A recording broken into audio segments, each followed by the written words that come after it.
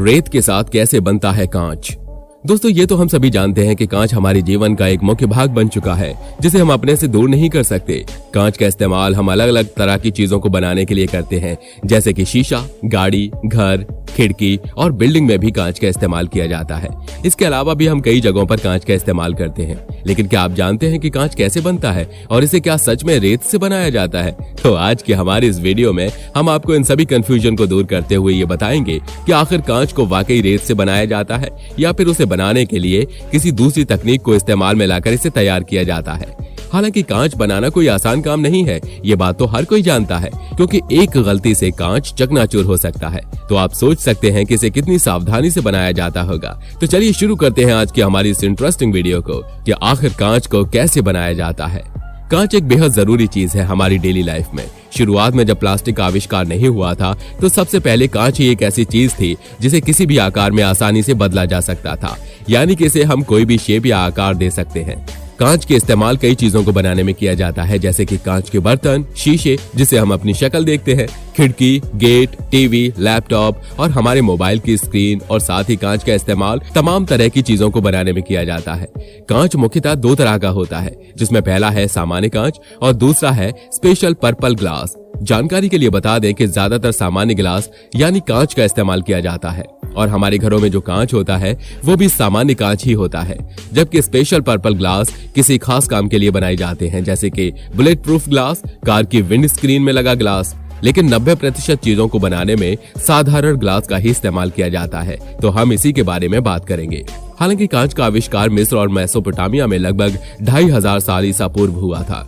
शुरू में इसका इस्तेमाल साज सज्जा के लिए किया गया, फिर ईसा से लगभग 1500 साल पहले कांच के बर्तन बनने लगे। पहली शताब्दी आते आते फिलिस्तीन और सीरिया में एक खोखली छड़ में फूंक मारकर पिघले कांच को मनचाहे रूप में ढालने की कला विकसित हुई, और 11वीं शताब्दी में वेनिस शहर कांच की चीजें बनाने का केंद्र बन गया।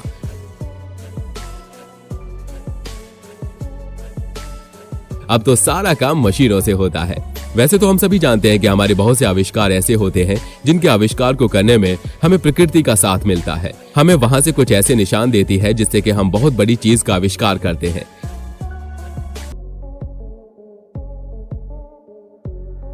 ऐसी कुछ चीजों में से एक आईने का भी आविष्कार माना जाता है।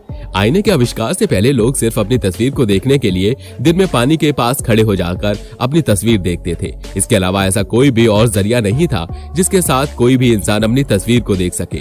जब शीशे का आविष्कार हुआ, जिसके बाद इंसान को अपनी तस्वीर देखने में आसानी हुई, लेकिन सीधा शीशे का आविष्कार नहीं हुआ था। उससे पहले और भी ऐसी चीजों का आविष्कार हुआ था जिससे कि इंसान अपनी तस्वीर देखता था, लेकिन उन चीजों से इंसान अपनी तस्वीर सही से नहीं देख पाता था। लेकिन वहां से बस सिर्फ शीशे का अंदाजा ही हुआ था, और बाद में कुछ उन चीजों में बदलाव करते करते शीशे का आविष्कार हुआ। जैसा कि मैंने आपको ऊपर बताया कि सबसे पहले लोग अपनी खुद की तस्वीर को देखने के लिए सिर्फ पानी के पास ही खड़े होते थे, लेकिन उसके बाद आज से 8000 साल पहले ऑब्सीडियन नाम के एक पत्थर के ऊपर पॉलिश करके अपनी तस्वीर देखने के लिए शीशे बनाए गए।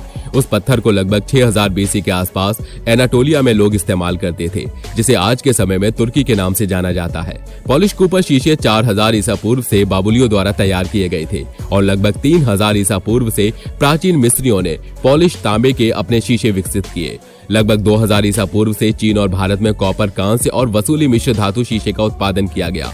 धातु या किसी कीमती धातु के शीशे का निर्माण करना आसान नहीं था, इसलिए वे शीशे बहुत ज्यादा महंगे होते थे, और उन शीशे को ज्यादा बड़े आकार का भी नहीं बनाया जा सकता था। पत्थर और धातु को पॉलिश करके शीशा बनाना बहुत मुश्किल होता था, इसलिए ग्लास से शीशे बनाना शुरू किया गया।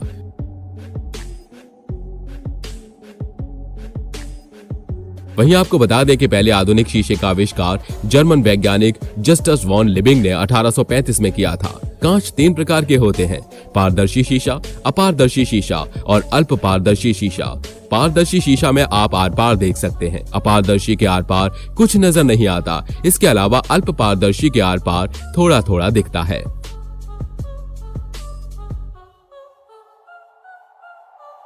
लेकिन ये कांच बनता कैसे है और इसे बनाने में किस चीज का इस्तेमाल किया जाता है? तो आपको बता दें कि कांच को बनाने में रेत या बालू का इस्तेमाल किया जाता है, लेकिन कांच को बनाने में किसी आम रेत का इस्तेमाल नहीं किया जाता, बल्कि ऐसी रेत का इस्तेमाल किया जाता है जिसमें सिलिका होता है, जिसमें 99% तक सिलिका पाई जाती है।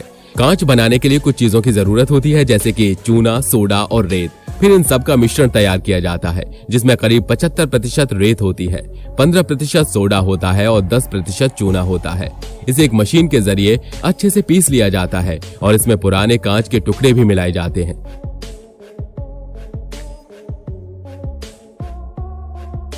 इसके बाद इस मिश्रण को एक भट्टी में पिघलने के लिए डाल दिया जाता है। बता दें, इसके लिए एक ऐसी भट्टी की आवश्यकता होती है जिसका तापमान बहुत ज्यादा होता है। इतने ज्यादा तापमान पर जो मिश्रण इस भट्टी में डाला जाता है वो पिघल जाता है और एक तरल यानी लिक्विड में बदल जाता है, और ये लिक्विड पिघला हुआ कांच यानी कि ग्लास ही होता है। यानी जब ये लिक्विड धीरे धीरे ठंडा होता जाता है तो कांच में बदल जाता है। इसके बाद इस पिघले हुए कांच को जरूरत अनुसार किसी सांचे में या शीट में निकाला जाता है और इसे ठंडा होने के लिए छोड़ दिया जाता है। तो इस तरह कांच की अलग अलग चीजें बनाई जाती हैं। इसके अलावा आपने देखा होगा कि कांच कई रंगों में आते हैं।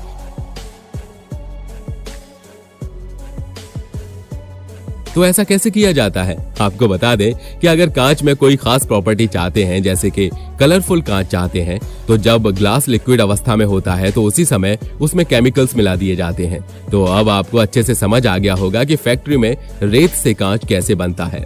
हालांकि इसके अलावा कांच बनाने के लिए बड़े कांच को लिटाकर रोबोटिक सिस्टम के जरिए कन्वेयर बेल्ट तक पहुंचाया जाता है।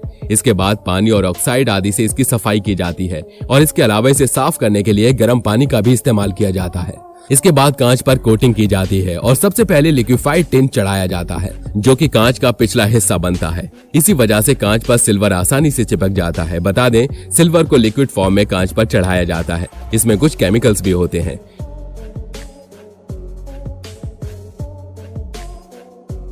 जिससे सादा सा ग्लास भी आईने में कन्वर्ट हो जाता है। इसके बाद इस पर कॉपर आदि की डबल कोटिंग कर दी जाती है, जिससे कांच समय तक चलता रहता है। फिर आईने को ड्रायर में रखा जाता है और 31 डिग्री सेल्सियस तापमान में रखा जाता है। फिर पीछे की तरफ एक पेंट किया जाता है और उसे मशीनों के जरिए सुखाया जाता है। कई कंपनियां डबल कोटिंग भी करती हैं। इसके बाद डिमांड के हिसाब से इसे काट दिया जाता है और इसमें कई तरह की डिजाइनें भी शामिल हैं। कांच रेत से बनता है। रेत और कुछ अन्य सामग्री को एक भट्टी में 1500 डिग्री सेल्सियस पर पिघलाया जाता है और फिर इस पिघले कांच को उन खांचों में बूंद बूंद करके उड़ेला जाता है, जिससे मनचाही चीज बनाई जा सके। बता दें, कांच का आविष्कार मिस्र या मेसोपोटामिया में लगभग 2500 साल ईसा पूर्व हुआ था।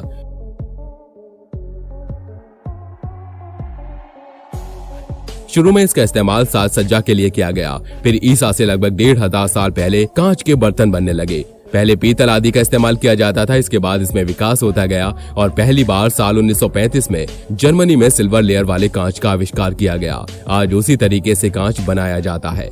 तो दोस्तों, आज के लिए बस इतना ही। अगर आपको हमारी ये वीडियो पसंद आई हो तो वीडियो को लाइक और चैनल को सब्सक्राइब जरूर कर लें, ताकि हम आपके लिए ऐसे ही और तमाम अपडेट्स लाते रहें। तो मिलते हैं अगले वीडियो में, तब तक के लिए अपना ध्यान रखिएगा। धन्यवाद।